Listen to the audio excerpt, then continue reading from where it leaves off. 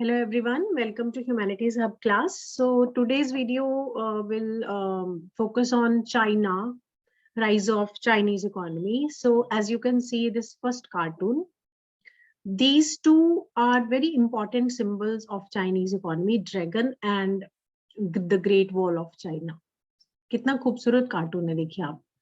और इसका मैसेज क्या है कि एक ग्लोब है जिसको चारों तरफ से चाइना जो है वो अपने कब्जे में ले रहा है, ये कह लीजिए घेरने की कोशिश कर रहा है। तो इसका मैसेज बहुत सिंपल है कि दो इम्पोर्टेंट जो सिंबल्स हैं चाइना के, ग्रेट वॉल और ड्रैगन, और चाइना राइज कर रहा है एज अ इकोनॉमी।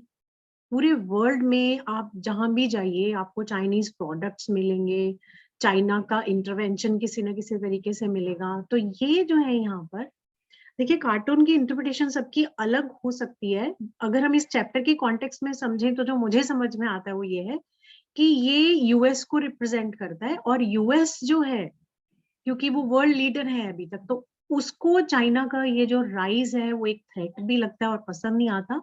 तो वो कैसे भी करके वर्ल्ड पॉलिटिकल अलायंस बना के या इंटरनेशनल इंस्टीट्यूशंस को यूज करके समहाउ चाइना का ये जो राइज है उसको रोकना चाहता है। जबकि बहुत लोग ये प्रोजेक्ट करते हैं, हमारी बुक में भी दिया हुआ है कि 2040 तक जो चाइना है वो वर्ल्ड का सबसे बड़ा इकोनॉमी हो जाएगा। तो काफी सिंपल और इजी टू अंडरस्टैंड कार्टून है, और एग्जामिनेशन में भी बहुत बार इसका क्वेश्चन पूछते हैं। फिर एक नेक्स्ट कार्टून है ये, चाइना देन एंड नाउ। इसमें दो लीडर्स हैं, एक तो माओ जेडोंग जो चाइना के बहुत इंपॉर्टेंट लीडर है, जब चाइना रिपब्लिक बना 49 ऑनवर्ड्स, उनका काफी इंपॉर्टेंट रोल रहा चाइना को बनाने में। तो इन दोनों कार्टून्स में जो लीडर्स है अगर आप उनको ध्यान से देखें तो दोनों की ड्रेसिंग सेंस में भी काफी फर्क है। तो इधर जो माओ है उनके हाथ में रेड बुक है। रेड बुक सिंबलाइज करती है प्योर सोशलिज्म या कम्युनिज्म को, कि भाई कंप्लीट कंट्रोल इकोनॉमी के ऊपर, नो प्राइवेट सेक्टर। एक पार्टी है जो पूरा कंट्रोल कर रही है पूरा इकोनॉमी को, पॉलिटिकल सिस्टम को। तो ये उसको डिपिक्ट करता है कि व्हेन ही वाज रूलिंग तो चाइना की वर्ल्ड से आइसोलेशन थी, वो अपने आप एक कम्युनिस्ट सिस्टम में सोवियत मॉडल को फॉलो कर रहे थे। फिर उसके बाद जब हु जिनताओ आए तो उन्होंने थोड़ा चेंज किया। उन्होंने रियलाइज किया कि अगर हम इकोनॉमी को ओपन अप नहीं करेंगे, प्राइवेटाइजेशन नहीं करेंगे, तो शायद चाइना जो है वो ग्रो नहीं कर पाएगा। तो यहाँ उनको ये जो रेड कलर है, सिंबल है ये जो कम्युनिज्म का, तो उन्होंने रेड टाई पहनी हुई है, लेकिन उन्होंने ये जो सूट पहना है ये वेस्टर्न ड्रेसिंग सेंस को दिखाता है। दैट मीन्स कि उन्होंने इकोनॉमी को ओपन अप तो किया, प्राइवेटाइजेशन अलाउ की इकोनॉमी में, लेकिन साइड बाय साइड कंप्लीट जो एक इकोनॉमिक कंट्रोल है वो स्टेट का ही रहेगा। मतलब गवर्नमेंट ने अपने आप को बिल्कुल इकोनॉमी से अलग कर लिया, वैसा नहीं, कि अभी भी पार्टी का, कम्युनिस्ट पार्टी का इकोनॉमी के ऊपर काफी कंट्रोल रहेगा। तो ये दोनों कार्टून्स में ये बताया गया। उसके बाद इस चैप्टर में एक लास्ट कार्टून है ये,